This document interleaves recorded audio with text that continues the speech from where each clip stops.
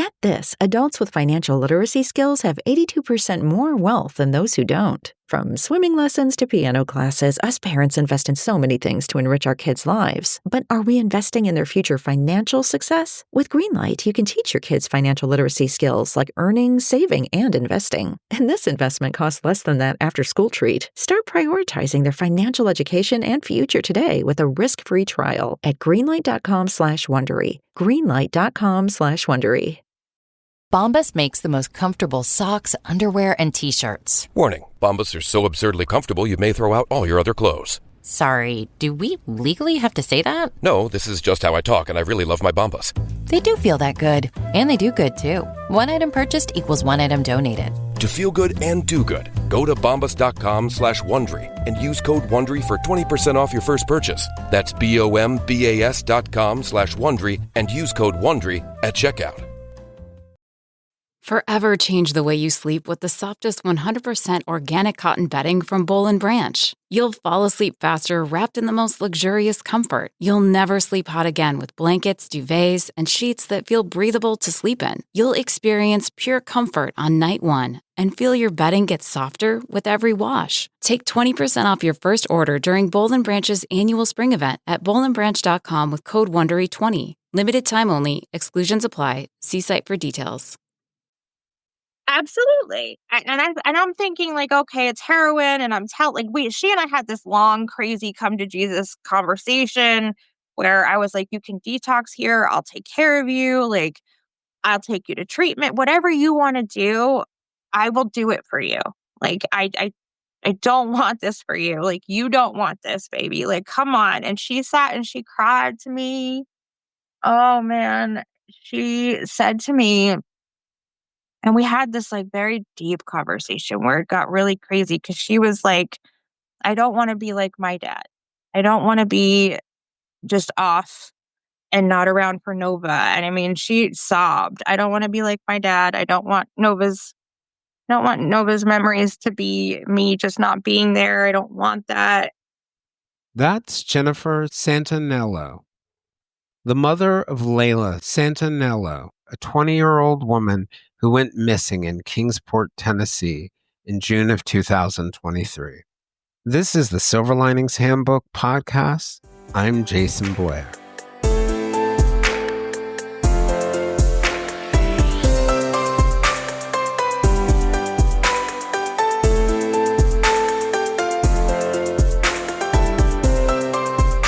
Jennifer Santanello has spent the last 20 months searching for her daughter Layla, who vanished on a June night in 2023 in Kingsport, Tennessee. The day of Monday, June 26, seemed to be a confusing one for Layla. Several days before, after an argument at her boyfriend's family's house, where she had been staying, the 20-year-old left. She spent several days with friends before joining one who was staying at the Americourt Extended Stay Hotel in downtown Kingsport. During her time at the motel, Layla was seen walking around barefoot, going door to door, showing signs of distress.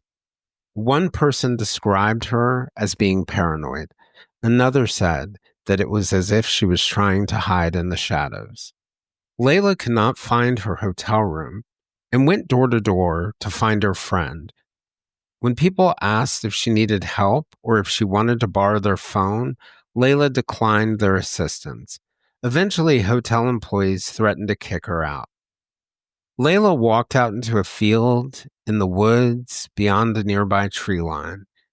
The next morning, around 6:15 a.m., Layla emerged from the woods and was seen walking across a field next to a warehouse near the motel.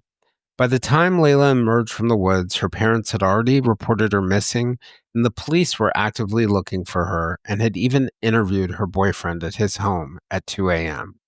When Layla came out of the woods, she asked a person for a cigarette, and when that person told her that they didn't smoke, she left and walked off toward the trail. This is the last time anyone has reported to have seen Layla. She simply seemed to vanish.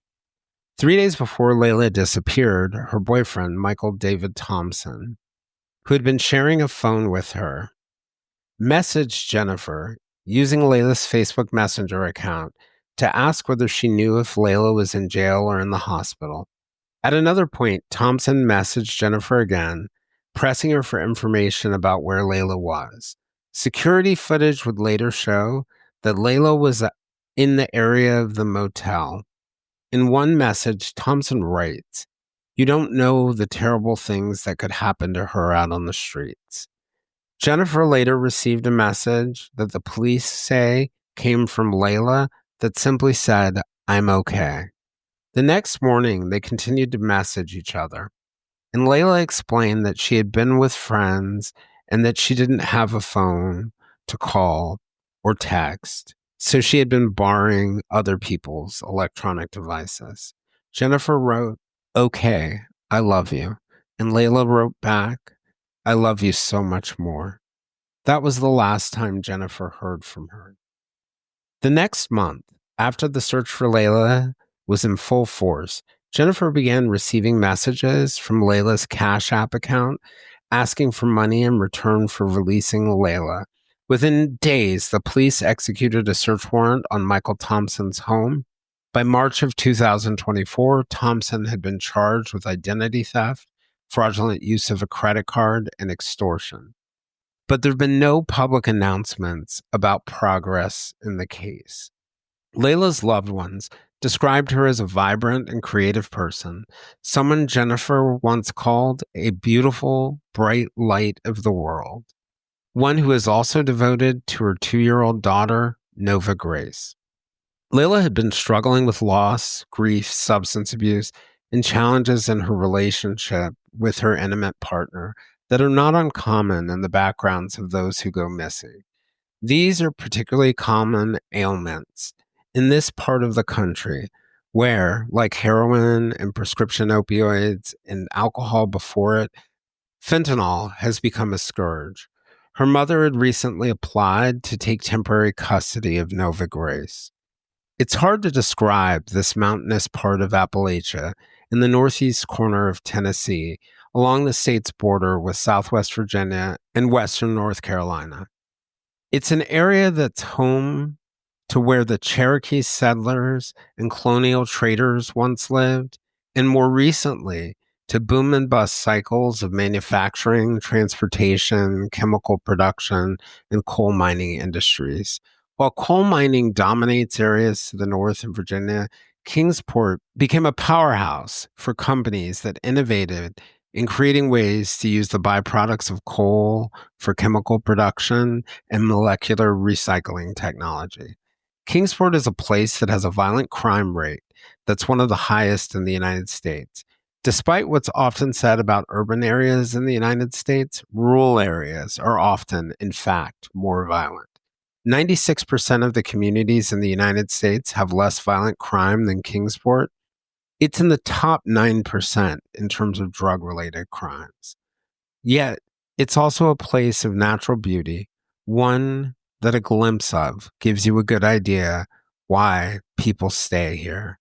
From the 3,550-acre Bays Mountain Park to the scenic linear park called the Greenbelt that connects Kingsport's neighborhoods, parks, and downtown.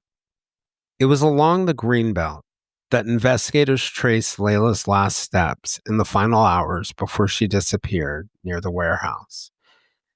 In many ways, Layla's case is reminiscent of that of Gabby Petito, the 22-year-old woman who disappeared on a road trip in the West with her fiancé in 2021.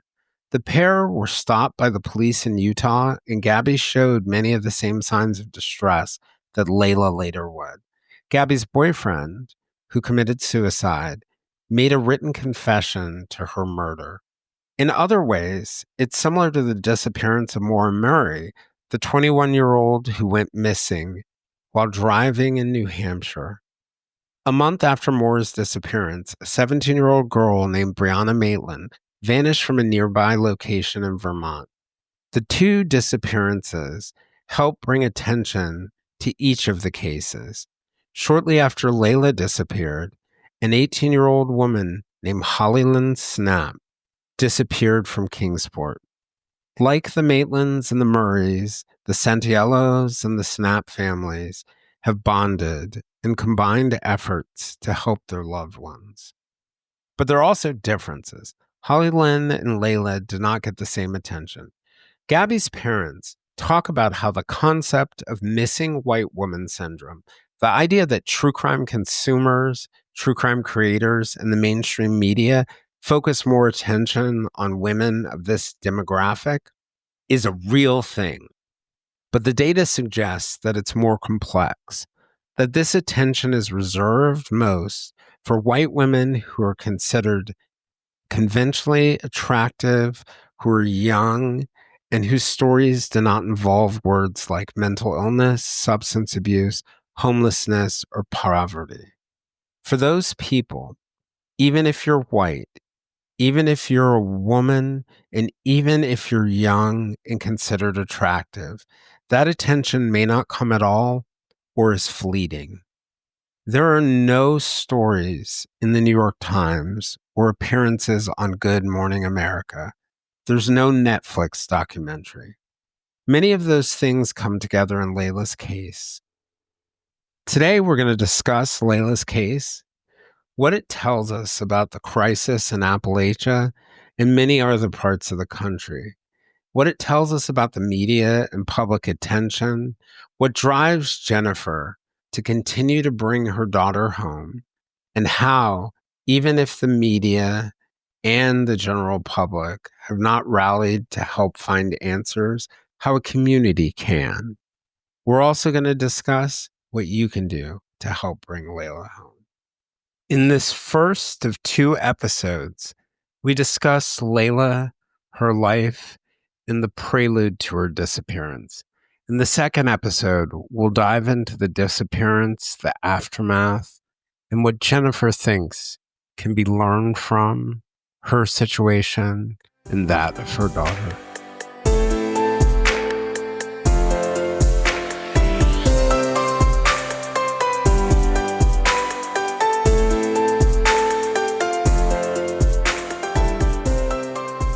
Hey, so Jennifer, I just wanted to thank you for joining me. I originally just came across, Layla's story while I was looking online, and it actually, I think I first saw it from a Facebook post, and was surprised I hadn't heard about the case, and then looked it up a little bit more, and thought about some of the guests that I've had on over the last few years, like Gabby Petito's family, and Julie Murray and Maura Murray's sister. And, I was really thinking about something that they've said to me over and over again, that there's certain cases that don't get the attention that they need.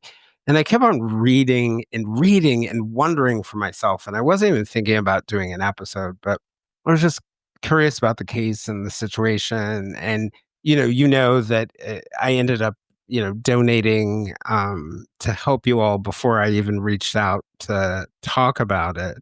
Because I looked at Layla's story, and she reminded me of, I think, so many of the stories we see of people who are missing that we don't hear enough about and that we don't have enough publicity about. And so I just thought it would be a great opportunity to share the story with people, maybe help with the case, but also to be able to give her a voice and to give you a voice. And so I'm really glad and honored that you were willing to talk to me. Of course. I'm incredibly honored to be here, and I am so grateful for everything you've done for us thus far. It's really important to me to be able to tell the story. Very early on, I got in touch with someone at an organization that helped, direct people that were in the situation. And he said to me, do every podcast, do every interview, do everything. Do not turn anything down. You are her voice now. You got to do as much as you can and never shut up about it. You got to get really, really loud, and you got to stay on the media and keep her name out there and don't let anybody forget. Yeah. Yeah. And I mean, I think it's an important thing to help with the case, an important thing to honor her. And, I had noticed that, there were a couple of what I would say news stories that, in the news business, they call it has a good hook, meaning that, you know, it's connected to something that people were writing about. And I saw some of the work that you had done to sort of galvanize the community and also work with Holly Ann Snap's family. And I just thought that another piece that would be great to talk to you about are some of those techniques and approaches that you came up with, because it may help other families who are sitting in a situation similar to yours. Yeah. Yeah, we Yeah. can definitely get into some of that. I didn't have any idea what I was doing when I started. I just kind of like blindly jumped into it. They don't really make a book for this. No, they don't. They don't. And really what happened is I panicked.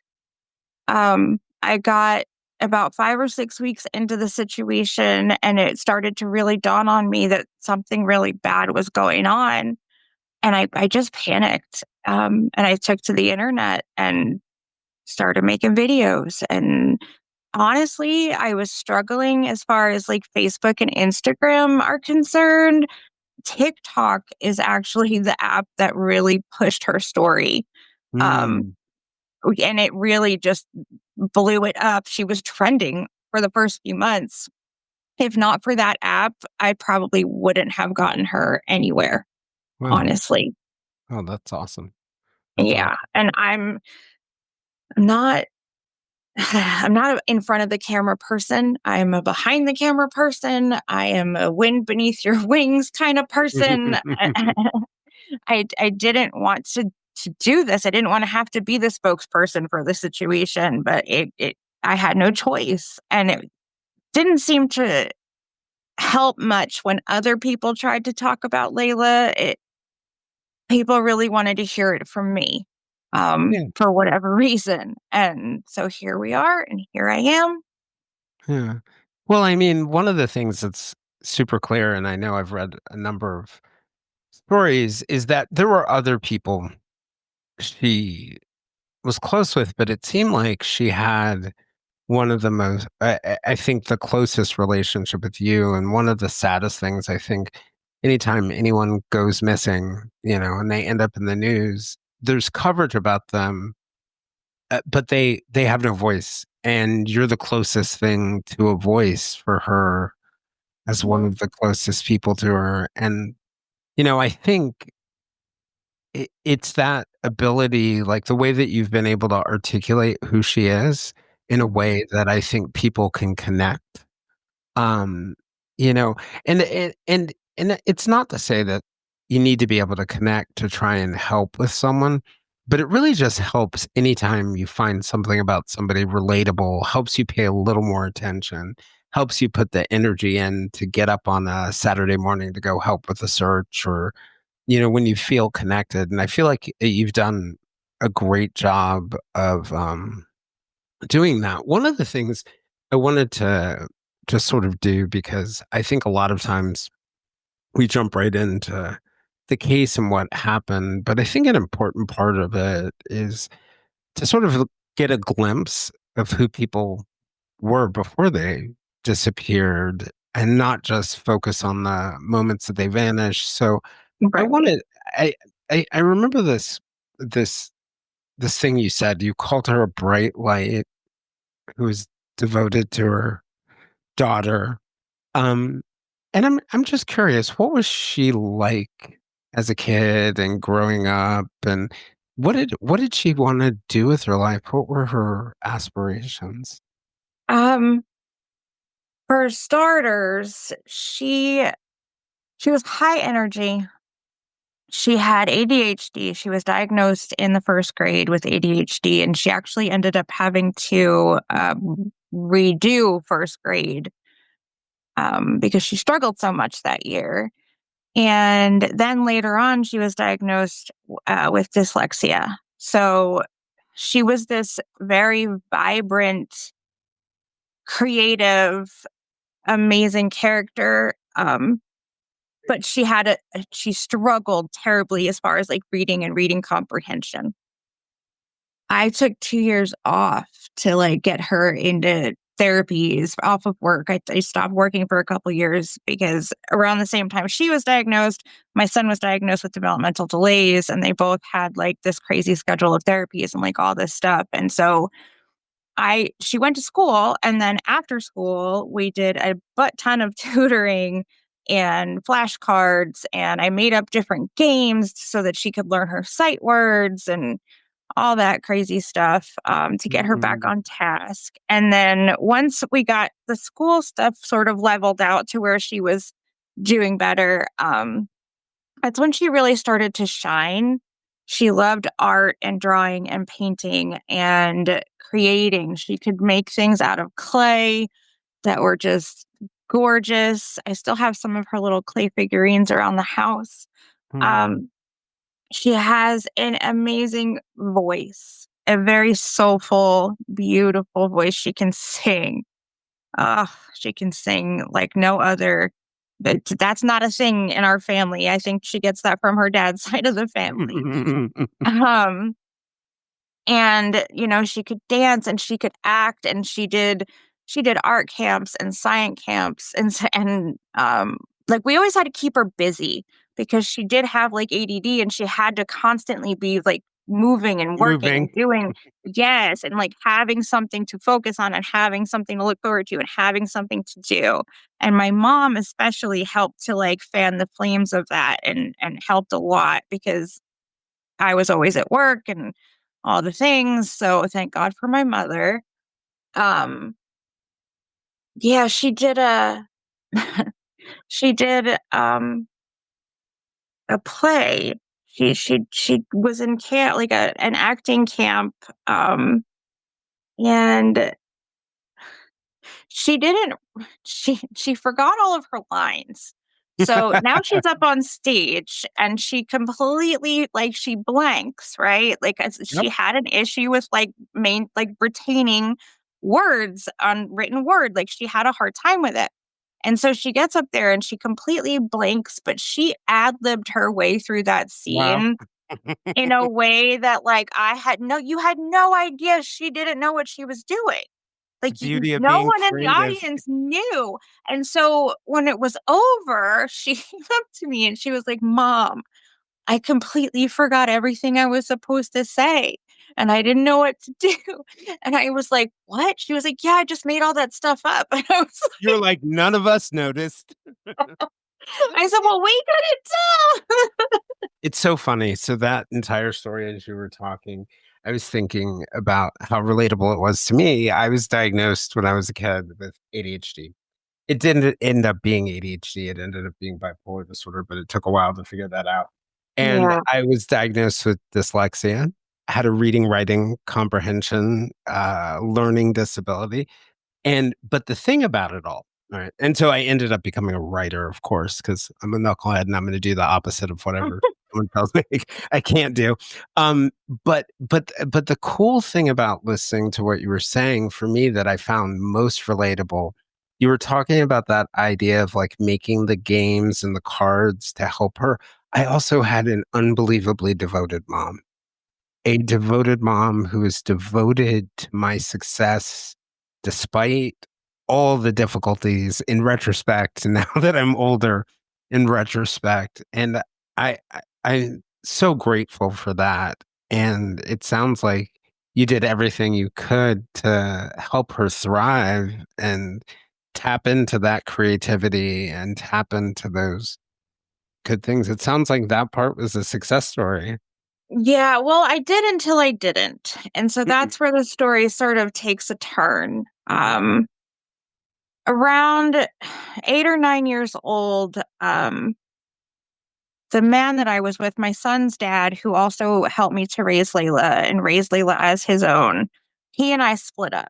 We were not a healthy relationship. Things were getting worse. Like it just got really bad. And we were like, we gotta end this and separate and go our separate ways. And this affected Layla deeply. Um, Shortly thereafter, I was a single mom. I was, and it was kind of messed up because all of a sudden I was splitting time with with their dad, right? And so half of the time I don't even have my kids in my house. And so I worked those hours, but then I would go out and have a drink instead of go home, right? I would go out and have Hmm. some drinks because I didn't want to be home alone in the house. And it just made me sad because, you're grieving the loss of like your family unit. And Yeah. it's almost like we weren't married, but it was like a divorce. Right. Oh, yeah. It And is.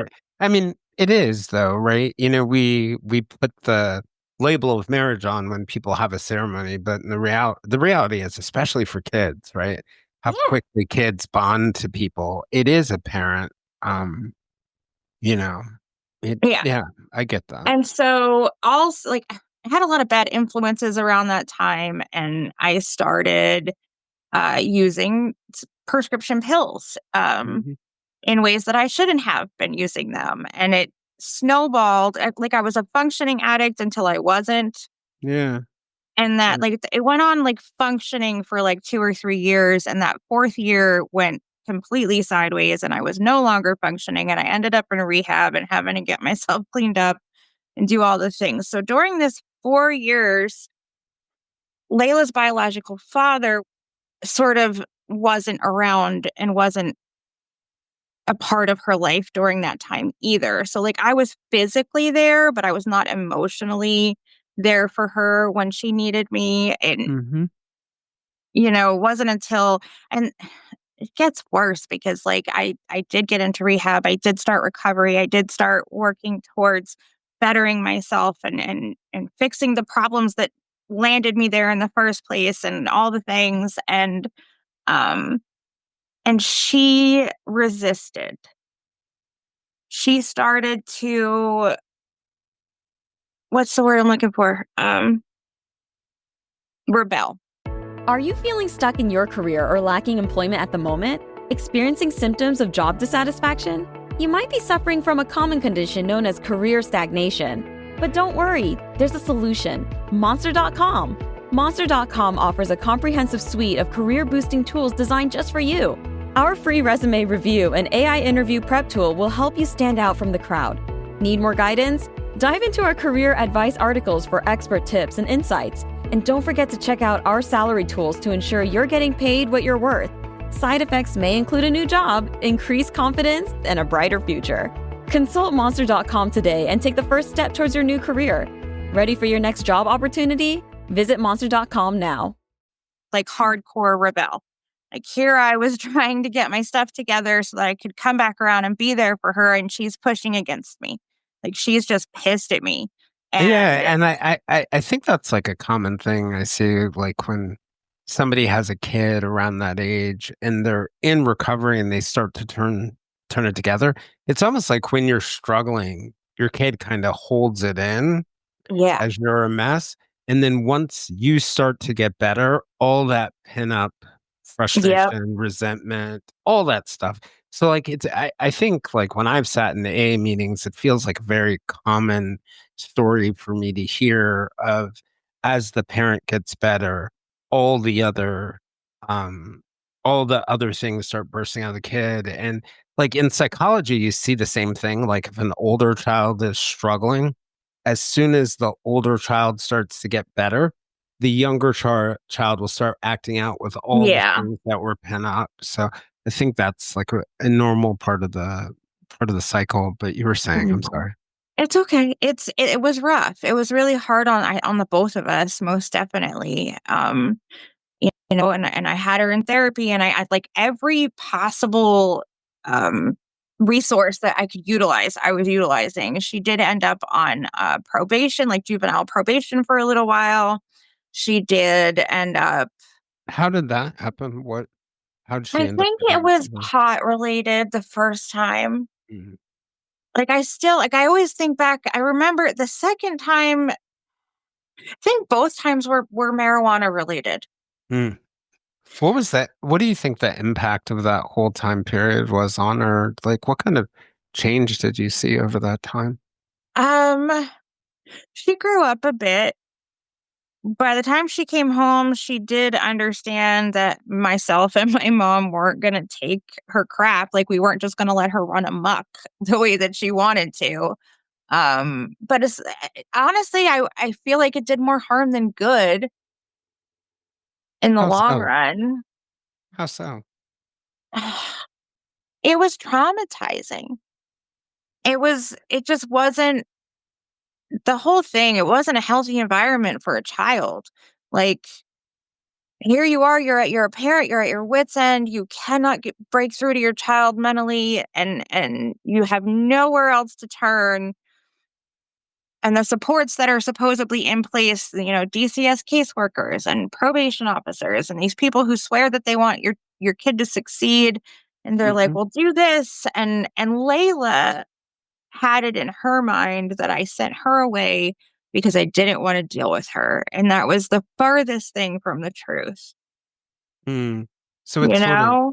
deepened some of that Yeah. hurt because right, and I can see how for her in the Yeah. position she's in, she probably at that point is, it's interesting because at that time period when you're that age as a like young teenager, it's this dawning of your independence, and I find that the more that restricts people, and sometimes it's for their health and their safety, the more I think they feel crushed by the weight of feeling like they're being controlled.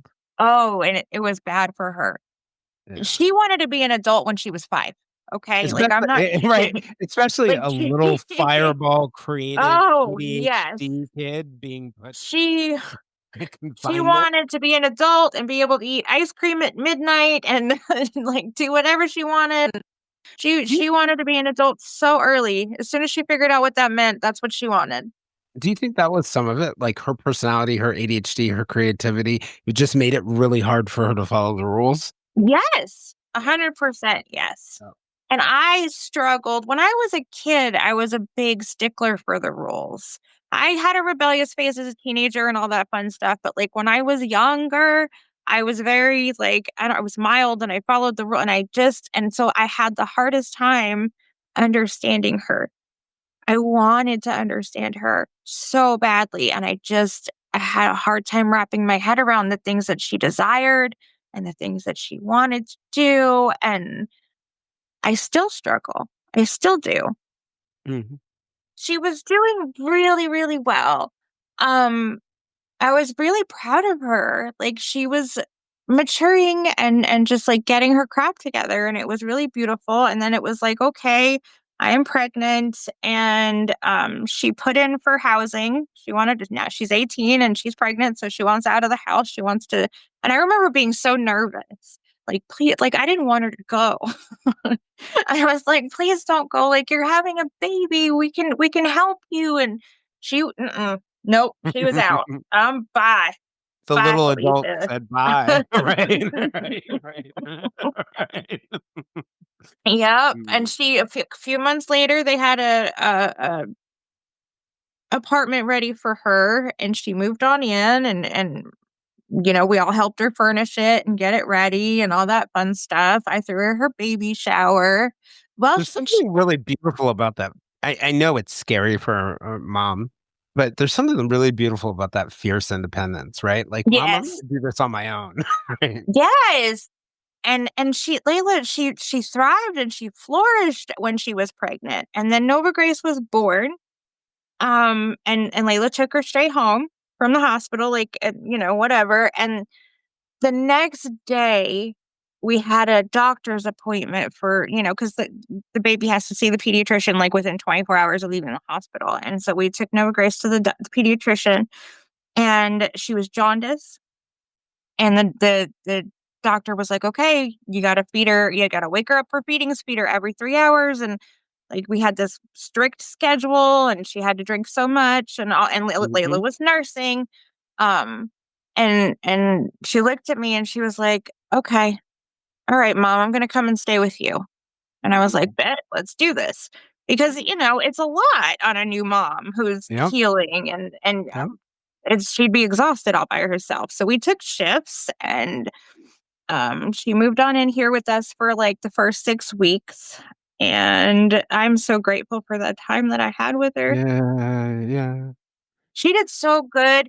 She didn't like to take Nova to breast. It was very painful for her, so she pumped, and I remember being, like, super, like, in awe 'cause she pumped, and she The pumped, hard and work. she pumped, and Yeah. she pumped, and I remember, like, I always hated pumping. I absolutely hated it. I would take the pain of actually nursing over pumping any day, and Layla, I was so proud. I was like, "Wow, that's amazing." Like, I would've given It's up like by now such if I were pumping like that. a it's such a sign of love though, right? Like your love for your kid is so great that Yeah. you're just gonna power through. It sounds like you guys had an amazing 6 weeks. How was your dad doing at that point? So, daddy was getting sicker and sicker, and he had been in and out of the hospital the entire time Layla was pregnant, and they couldn't figure out what was wrong with him. Like, I cried, I was so upset, like, I didn't know what to do with him at that point because we were going to doctor's appointments, like, every day of the week, constantly, different doctors, different specialists, different and nobody could figure out, like, the root cause of his weight loss and his lethargy, and he was freezing, he had no circulation, like, it was horrific what was happening to him, and he was, like, the man. Like, he was the guy that always took care of all of us, and his whole sole purpose of being alive was to take care of us. And, and then all of a sudden, we had to take care of him, and he was not cool with that. And I remember, before Nova Grace was born, we were on our way to a doctor's appointment one day, and he said to me, "I'm really worried about Layla, and this baby's coming, and I'm so sick, and I don't know how much longer I have, and I don't know if I'm gonna be able to be there." Sorry. He said, "I don't know if I'm gonna be able to be there for them the way that I have been for you." And I said, "It's okay. I've got this. You can relax. You don't have to worry. I've got her." Mm. And then in July of 2021, Layla and myself and my boyfriend took a trip to New Jersey to show the baby off to Layla's dad and his side of the family. And we left and we were there for a few days when my sister called me to tell me that my dad had died. Um, uh, he had died by suicide. He had Oh, wow. I think he waited until we were out of town. I think he had it planned. Yeah. Okay. Um, yeah, it was awful. It was awful, and it was awful for me, and it was awful for Layla, and she was already struggling, like, I was starting to see, like, signs of postpartum depression before the trip. She had gone back to work at that 6-week point, and she was picking up all these extra shifts. It was almost like she was panicking. What kind of Like, work and was did she it doing? she was cleaning. Oh my Okay. gosh, she loved to clean. So she was cleaning hotel rooms. So she would work extra and work long hours and, like, all this stuff, and so I was taking care of daddy and I was taking care of the baby. That was my job at the time, and, yeah, but I was really starting to worry about her because it was like she was avoiding going home and being with Nova, And you were and I was seeing like, anxiety start to yes, and emerge. it went from, like, this one extreme to where she was connected with Nova Grace at the hip 24/7 to the opposite extreme where she was, like, kind of avoiding Mhm. bonding and avoiding, and I could tell that she was starting to get a little in over her head and feel a little in over her head, and, And this is before your dad even passed. yes, Yeah. and then we lost daddy, and it was for me, it was like someone turned the lights off. Like, I was deflated completely. I was a wreck for the next 3 months. Um, and I just didn't have the strength to also bear her grief. And I Yeah. tried, but I struggled so badly. You can't bear another person's grief. You just can't. I mean, I think that, um, my mom died in October of 2003, and I knew it would be sad.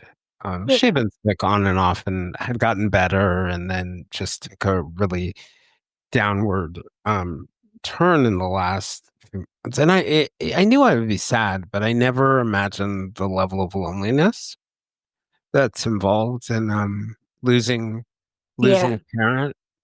And that kind of deep grief is like nothing that I could have imagined. And Yeah. I think the thing that I've learned, that when people are going through that grief, um, we can't carry it for them, because their grief is really just, I think, love that has nowhere to go. Yeah. And yeah, there's nowhere or way to do it. But so she's at this point experiencing, she had a rough time, things were turning around. She is a new mom, a young new mom, trying to do it on her own, and then finally agreeing to some help. But then all of a sudden, this tremendous amount of grief and loss. And, I think, and I relate to this from my mom dying. My mom did not choose to leave this world, but I still felt a sense of abandonment. And I Yeah. think that's compounded in suicide. Definitely. It's Yeah. because you're angry. Like part of you Yep. is so mad. Like, how dare you leave us here? Yeah. Yeah. But you could also look at it in another way, that, that conversation you had with him, he was leaving you because he felt you were ready. And we were all grieving. We were all struggling at the time. And then there was a period of 2 weeks where Layla did not come for Nova Grace. And Mm, I remember getting upset with her and having like an argument with her. And that's when I learned that she was dating this new guy. mm. That's Michael. And yeah, Um, that would be Michael Thompson. And I learned shortly thereafter that Layla had not picked up Nova Grace for that. It was like 10 days because she was helping Michael Thompson, according to her, allegedly, she was helping Michael Thompson detox off what she called heroin. mm, Because he had this court date coming up and he had to be clean and she wanted to help him. And at this point, she feels like she's his savior and they're going to mm, live happily ever after as a family. And like all this stuff is all happening. And then the other thing that was concerning, because Layla, she liked to smoke her weed. Okay. But like mhm, anything beyond that, she was 100% anti no. Okay. mhm. And she was very judgmental about people who did do drugs. Like she had been through it between my situation, between Like a her lot of dad's right, situation. right. Like she was very judgmental and very against active addicts. And like she was verbal about So it. Like the so whole so world knew. it was like a red flag for you that she was helping Yeah, so I was someone like, "What is detox she from heroin. thinking? Like, this Yeah, doesn't even make any sense." Like, it I doesn't just really fit her normal. Do you right. do you have any idea when her substance abuse started? Because, from the news reports, it sounds like she was having a real tough time before she disappeared. There were, the concerns about custody of her daughter that you're kind of alluding Yeah. at. There was substance abuse. But, when I read the stories, it doesn't explicitly say it, but it sounds like Michael also, there may have been some intimate partner abuse, in the sense that he was very controlling. Yeah. Yeah. And then you've got the loss and the grief going on. Like, what Yeah. was going on in her life right before she disappeared? I believe it was that next summer that she started to, experiment. I think that Michael was sober for a period, and then when he relapsed, he kind of, like, was like, "Well, come on, it'll be fun." just take this. You know what I mean? That kind of Mm. stuff. Oh, And yeah, like, she, as an addict in recovery to an addict in recovery, like, when you're addicted, there's nothing you like doing more than bringing another person I with know. you. Well, but and I think a lot of people on the outside look at it as like, "Oh, you're enjoying causing pain," but I think there's this, like, psychological thing where, like, if other people I like who are doing better than me can do drugs, then me doing Right. drugs isn't that bad, Right. Right. Right. It's a big mess. And so, um, I believe that's when it started, but I didn't know it yet. Mm. And then it was into the fall of 2022 that Layla started like rapidly losing weight and her actions were not great. And in the last few months of the summer, they had stopped paying their bills. So with the insurance money that dad left mom, she had bought 3 trailers in a trailer park across town, and she put my niece Trish in one. My niece Trish is paraplegic, and that's a whole other story. And she put Layla next door to Trish, and Layla and Michael and Nova moved in there. And my mom lived down the street in her trailer. Okay. Layla and Michael stopped paying their lot rent and their electric bill and their water. Like they just stopped paying the bills altogether towards the end of Oh, the wow. summer. And my mom was afraid she was going to lose the trailer because if you get too far behind on your lot rent, they will take your whole trailer even if you've paid for it in Yep. full. It's the So, security for it. Yep. right. And so and mom was paying the bills and paying them, and she got to a point where she was like, I don't have the money to keep paying these bills. Like I'm gonna be homeless myself if I keep doing this. And so she had to have them leave. Um, and it was awful. It just absolutely sucked. But like they just were unwilling to try to pay the bills. He was working. And that's when like we started having thoughts, right? Like he's working, he's making money, but they never seem to have any money and they're not paying their bills. So then in the fall, once they were like fully evicted, they moved in with Michael's mother and brother into this tiny little house downtown. And Layla wasn't comfortable taking Nova there to live. Hmm. And she asked, she showed up here with Nova's things and she said, can Nova stay with you until I get back into housing? And I was like, yeah, of course. In my head, I'm thinking 2, 3 months, right? Because that's how long it took her to get into housing the first time. So why wouldn't it, why would it take any longer than that? No big deal. And she dropped Nova off and then didn't see Nova again until after Christmas. Right. Um, And that I imagine there the yellow flags, red flags about yes. something And substance abuse so from getting off. I reached out to people that I knew that spent time with them. And I had questions like, what is she taking? Is she taking any, like, what's going on? And the responses I got were, well, I know that she likes to take a Xanax here and there when she's anxious and this kind of, brushing it off type stuff was the responses that I got. Minimizing. Yeah.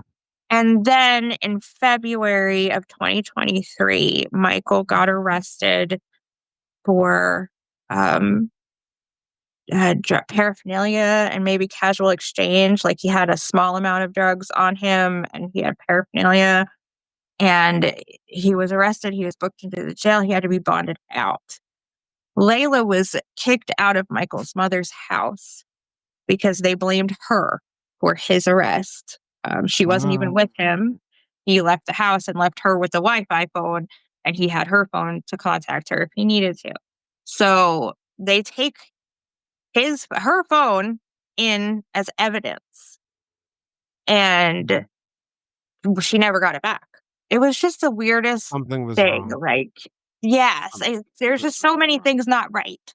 And they went straight downstairs to the basement and went to sleep and slept for like 18 straight hours. Okay. Yeah, yeah. I know this movie. I've seen this movie. Yeah. I've been in this Yeah. movie. And it was like all week, they never cracked a smile. They never joked. There was never it was just wild. So, like, And you weren't seeing that, like, exuberant, no, filled like with that energy, this person creative kid. was not my daughter. The It was person like a in my shell. basement was not my daughter. It was somebody else, something else. Like, it was just awful. And then I started noticing these weird things. Like, she would come upstairs and she would have soot on her face. It looked like she had stuck her fingers in an ashtray and like touched her face or scratched herself or something. And she had like soot all over her face. And I wouldn't, what is that? Like, I didn't understand, right? Because like my issue was prescriptions and I stayed away from the harder stuff. Like, I don't know anything about that stuff. And I started like doing research, like what is this? And also I was finding like little pieces of tinfoil. Well, it turns out that heroin is something that the secondary most used form, the way that people use it is by inhaling Smoking it. it. Yeah, Yep. yeah, And it's smoking called it off chasing the tinfoil. dragon. Yep. And I learned all of this. And then by the end of the week, I actually found the actual substance. And I thought it was heroin, right? I don't know. It all makes And sense. I mean, with the way that you're saying her behavior changed, it really does sound the way that what absolutely. And I'm thinking like, okay, it's heroin. And she and I had this long, crazy come to Jesus conversation where I was like, you can detox here. I'll take care of you. Like, I'll take you to treatment, whatever you want to do, I will do it for you. Like, I don't want this for you. Like, you don't want this, baby. Like, come on. And she sat and she cried to me. Oh man. She said to me, um, and we had this like very deep conversation where it got really crazy because she was like, I don't want to be like my dad. I don't want to be just off and not around for Nova. And I mean, she sobbed. I don't want to be like my dad. I don't want Nova's memories to be me just not being there. I don't want that. And then I said something along the lines of like, your dad probably did you like a solid, right? Because if you were with him during those years, you would be traumatized. I'm sure he went through all kinds of crazy stuff that like you didn't need to see. And she was like, "No, mom, like you were an addict, but you were always here. And I would have rather just, that is better than not having him at all." And I was like, I don't I don't know that it is, but if that's the way you feel, like, I don't know. It was just the craziest conversation. And we were on the porch for like a few hours just crying and letting it all out and trying to figure out where to go next. And of course it's Layla and this is new to her. And she truly believes that she has some control because Mm, she keeps saying, like, I have a plan. I have a plan. I have a plan. And once I get back into housing, Michael and I are going to take turns detoxing each other and we'll take care of each other. And I'm not ready to do it yet. And, I know that I have to be able to accept that answer at that moment because I'm not going to be able to force her into anything. Like, I know right, that. right. She's gotta be So, ready. yes, exactly. So I said, you know, if you're going to be actively using, you cannot stay here. Like, I can't have these substances in my home. I can't, I Yeah, it's can't. not gonna be Like, healthy for it's not good for the baby. It's not good for the boys. Like, there's so many other underage children in the house that I can't have it. Maybe if that wasn't the case and it was just you guys, we might be able to work something out. But like, I can't put the underage kids in the house in danger. I'm sorry. I love you, but you can't stay. Now, Layla knew that she could come here and shower and she could come here and nap and she could come here and eat. And like, she was never not welcome in my home. She just couldn't live here and she right. couldn't actively use here. So I found out a couple weeks later that it was pure fentanyl that Layla was addicted to. I think we're gonna stop here for today, and we'll be back for our next episode, where we'll continue this conversation with Jennifer. If you'd like to join us in the meantime, for more discussions with me and other listeners, we can be found on most social media platforms, including a listener-run Facebook group called the Silver Linings Fireside Chat. For deeper conversations with our guests and live conversations with other listeners, and to support the podcast, you can join us on our Patreon at www.patreon.com/The Silver Linings Handbook.